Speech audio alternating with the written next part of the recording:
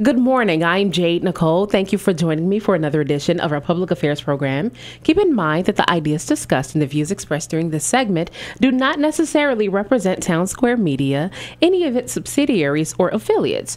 And joining me this morning are Pastor Tyshawn Gardner, pastor of Plum Grove Missionary Baptist Church, and Dr. Joseph Scrivner, pastor of Brown Memorial and professor at Stillman College. Good morning. Good morning, Jade. How are you? We're fine today. Good. Thank you for having us on. No problem. It's always a pleasure to have you here.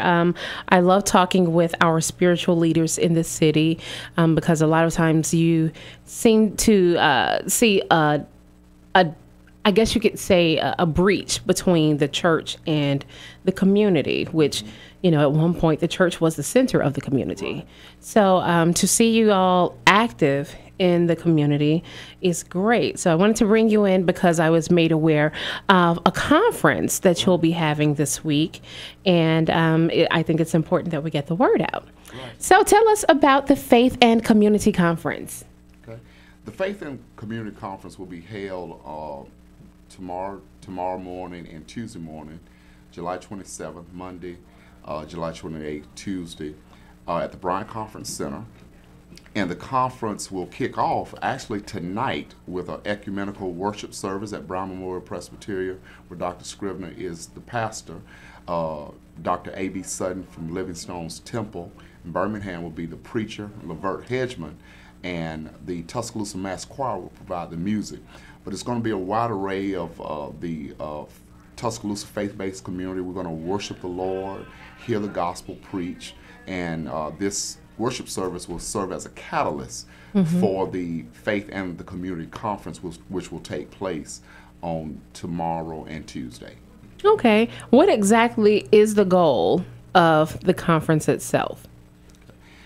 The goal of the conference is to highlight, to discuss, to introduce new methodology about how the faith community, the church, engages, embraces the individual in the community and empowers the community. So we're going to look at best practices. We have a wide array of local and national leaders that will be talking about, giving information about their ministries and what they are doing to impact and empower the community. Topics around economic empowerment, education, the role of the church and the faith-based community in education.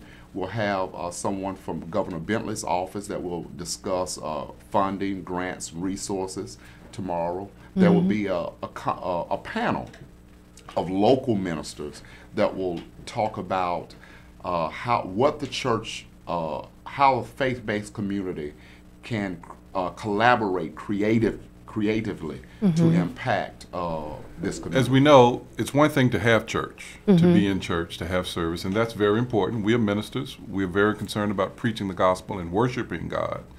But we also go to worship to be renewed and refreshed and challenged so that we can go out into the community and reach people with God's love. And so this conference is focusing on what we as people of faith can do and have been doing to reach people with God's love. You know, the Bible says it's one thing to see someone hungry and say, well, be warmed and filled, and you keep on walking. But it's faith without works is dead. So if we actually have the faith we claim, then we should be showing it by how we serve people in the community, the way we attempt to help them meet their goals, to flourish as God's children. We believe everyone is a child of God. And so if someone has made mistakes, if they need some help, if they need assistance, we want to help people with those things as believers in God. And so we're having people who are already doing these things. We have a leader from Chicago who has a very good faith-based ministry. We have people, again, locally from Tuscaloosa and Birmingham, people who are already doing these things, and they will tell us what they're doing, how they are doing them. And then those who are there can listen to them, think about other ways they can collaborate, maybe expand what they're doing. So we're really looking at what it means for us to be people of faith and what that means for our work in the community. Once we end our worship service at whatever time on Sunday, whether it's noon for Presbyterians or 1 o'clock for Baptists or whatever the case may be, once we say amen, what are we doing when we leave the church? And what are we doing outside those four walls? So where do you think the breach occurred between the church and the community, or do you think there is a breach? Well, I assume we're talking about sort of the African American community after desegregation, you might say. So obviously people had more options. Neighborhoods changed, communities changed, housing changed. And so that just created a very different world, we might say, post-1970, where our cities are different, the economy is different. And so people are different. People have grown up in a very different world. The church is not the same center it used to be, but it's still a very central place for our community in general and for the African American community in particular. So especially for us in the South, the church is still very, very important, and the church is central to our lives, but the world is changing around us, and a lot more people are what we would call unchurched. And we have to understand that and be willing to come outside of our churches, not just expect them to come to us, but to go to them and to share the gospel with them where they live. Absolutely. And not expect them to dot every I and cross every T so that they meet our standards, but really go where they are and show them God's love. Okay. Yeah, Jade, I agree too. One of the problems, I guess we can call it a problem that we see, we alluded to a few minutes ago that the community used to be the church was the community, and that there was this sort of incarnational aspect where the people who performed the ministries or executed the ministries in the church, they lived in the community. However, particularly in the African American church, we see a lot of the parishioners driving into the community. So a lot of, especially young people, young adults, middle age, even college age young men and women, they no longer live where they worship. So that creates a breach as well. So that's why we're having this conference to talk about creative collaboration, what we can do to close that breach, so to speak, and to close that gap where there is a gap between the church and the community where the church is planted. Okay. With that being said, closing the gap between the church and the community, do you think that there needs to be a closing of a gap between the church, the community, and law enforcement? Because a lot of times when something happens in the community or, in the news, generally people turn and say, well, where are our leaders? And of course, that kind of coincides with the religious leaders. So do you think that that needs to be addressed as well, or do you think that there is an issue there? One of the things Dr. Scrivner said earlier this week is a lot of these issues are interrelated.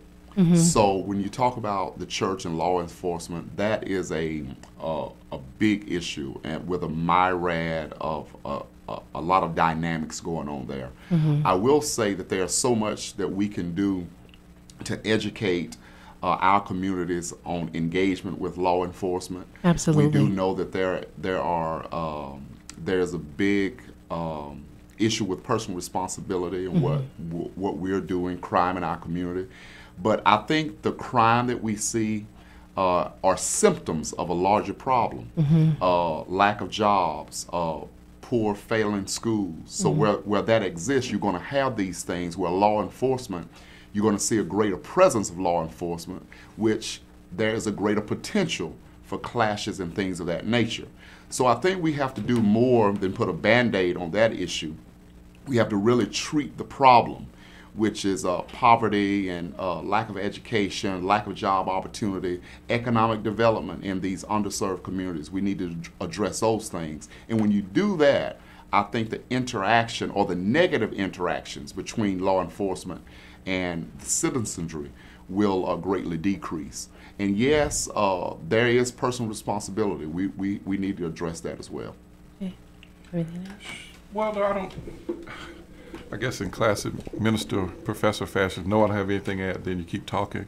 But I believe that's right. And I think a significant aspect of that would be, and I think Tuscaloosa represents this to a certain extent, where those who serve in law enforcement are familiar with the community, know the community, spend time in the community, so that we can overcome some of this us versus them mentality. Obviously, law enforcement servants have a very difficult job and a very dangerous job, and they deal with all kinds of elements in our society, many elements that many of us would not want to deal with. And, they are often in danger.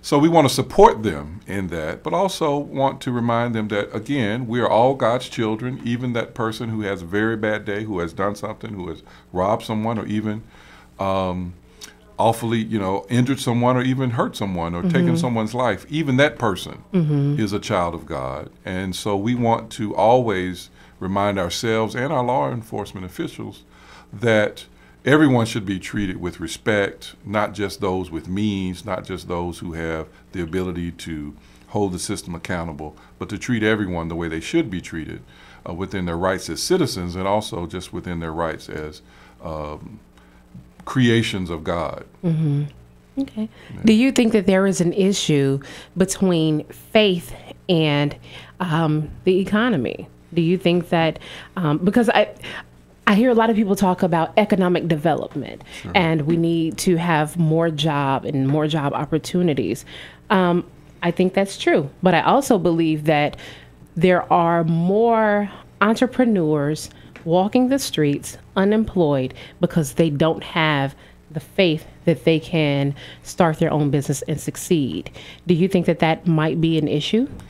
Oh, absolutely. I mean, first of all, we as people of faith and as ministers of the gospel, we should be concerned about people in their full persons, right? Not just about their quote unquote souls and where they go when they die, but as creations of God, God has given them some gift, God has given them some talent, God has given them some purpose in this life, and so we should help them find that and to flourish, to be the best that God would want them to be in this life, as well as being saved and with God in the next life. And so we want people to see themselves that way, and then we want to help give them the resources, the confidence, the outlook, the worldview, so that they can go and obtain whatever they need to obtain to accomplish their goals.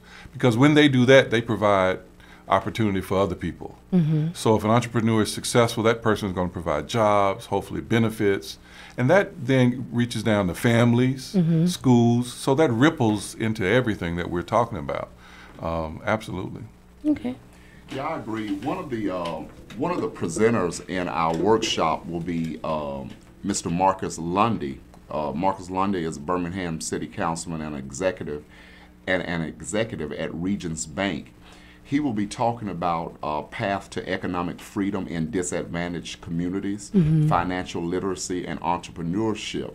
And so, yes, I think faith does play a vital part. We also have to address things like who gets the loans, because entrepreneurs are going to need small business loans.